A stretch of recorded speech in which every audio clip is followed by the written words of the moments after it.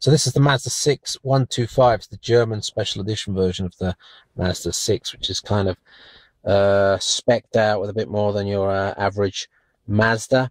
I don't usually do car reviews, and I'm not going to do a full review of the Mazda 6, of course, but I do mobile computing reviews. And while I've got the chance, I'm just testing this car for the next couple of days, I thought I might as well show you over some of the tech that's in the car. This is not top of the range stuff here, but for your sort of average family car, and this, if we look in the back, you'll see this is the estate version. Part leather seats, which I like. It helps in the winter and the summer. You know, burn your bum or get totally freezing. It's actually got heated seats as well. Let's go over the dash then. Here's the info panel up here. Can get pretty cluttered actually when everything's on and running, but it's fairly easy to read after a while. Here's the central sort of sound system here. It's a 6 CD loader, 6 CDs in the front there, and it takes MP3 WMA files as well, so you can load up, yeah, probably about between 600 and 1000 MP3s. Not going to be too quick to search through them to find the track you want, which is kind of why I prefer just connecting a USB stick and having something that can drive that.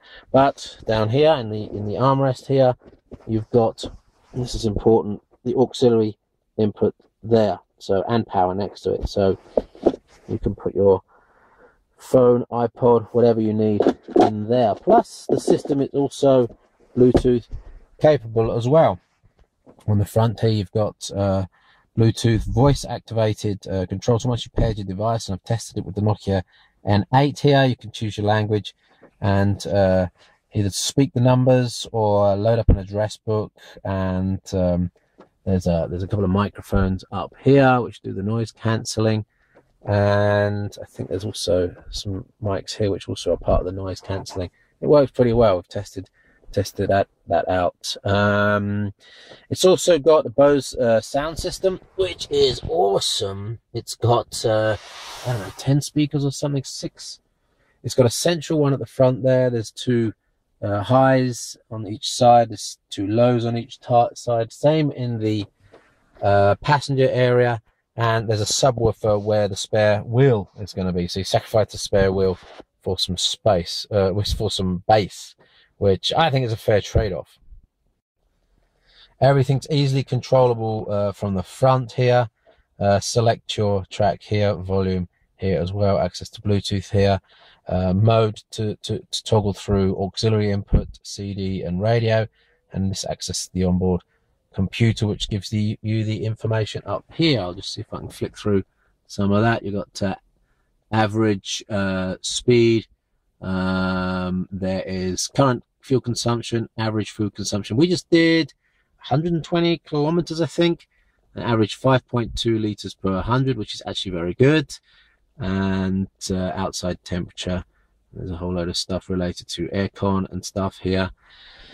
Dual aircon, so passenger and driver separate controls here, and fairly easy to control. I like the feeling of these controls as well.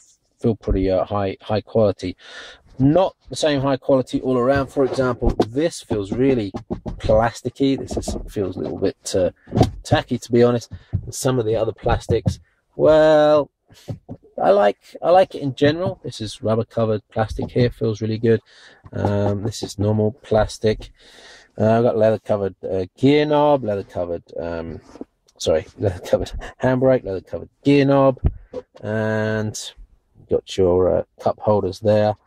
Center console slides forward and back for comfort, and there's a load of adjustment on the seats, which are pretty good. So overall, pretty good on the fittings. Just 1 or 2 sort of fittings that you think, oh, that doesn't really fit when you're sitting in this car. This car has yeah, what do you call it, a lane change monitor and dynamic stability control.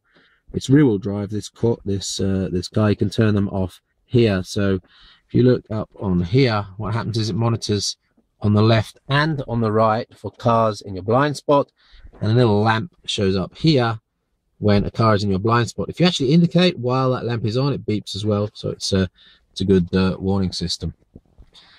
Controls here for the windows all round, Plus you can put the wing mirrors in. Nothing special on the top here. Normal lamp features. Not quite sure what the blue light is there.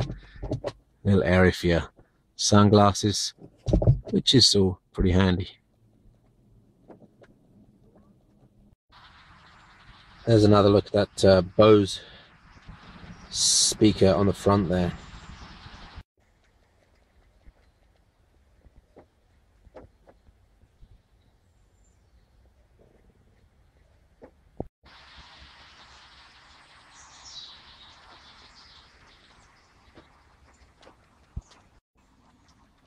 In the back you've got electric windows as well, and again the part leather seats here, which are pretty nice.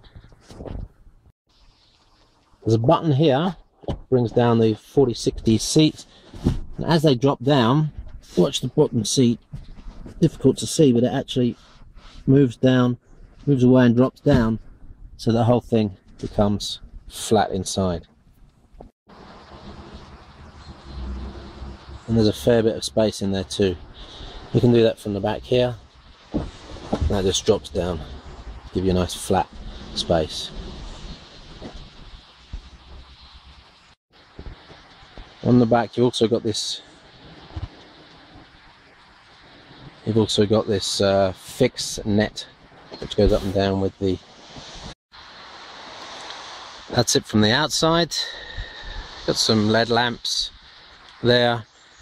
You've got a high visibility brake light with extra warning. If you press hard on the brake pedal, that flashes as well. Single exhaust. Alloy wheels look really good, and actually the whole look of the car is pretty slick from front to back. It's actually been pretty well designed for an estate, or actually what is a family estate. I like the look of that. No xenon lights on it, and no LED daylights.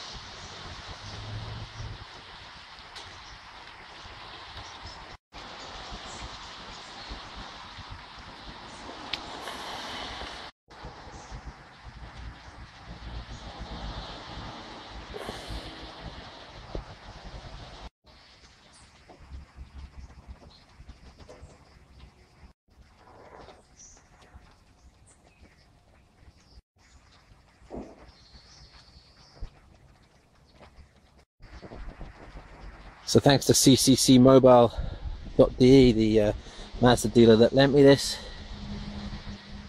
Hope you don't mind that I've put a YouTube video up. But it's a decent car, 2.2 diesel in 125 special edition trim.